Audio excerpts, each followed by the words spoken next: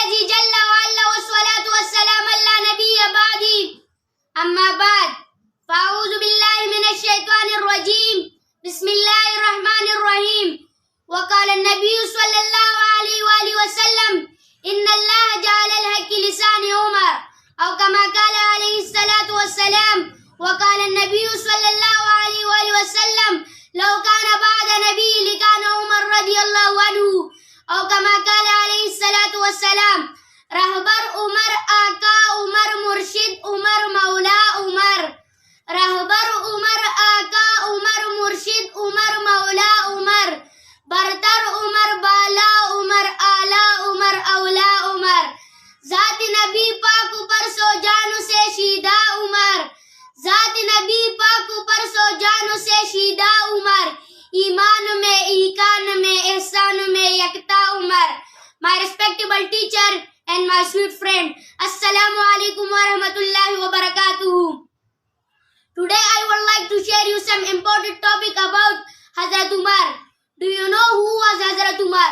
Hazrat Umar was the greatest person in the land of Arabia. He was born 584 AD in the tribe of Quraysh in Mecca.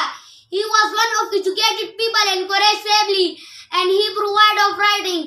He was also famous for his horse riding skill. He was not Muslim in the beginning. He was one of the most extreme enemy of Prophet Muhammad sallallahu alaihi wasallam. He opposed Islam and trained to kill Holy Prophet Muhammad sallallahu alaihi wasallam often. He came to his sister and brother-in-law embraced Islam. He went to his sister's house where they began through Hazrat Abbab radiyallahu anhu.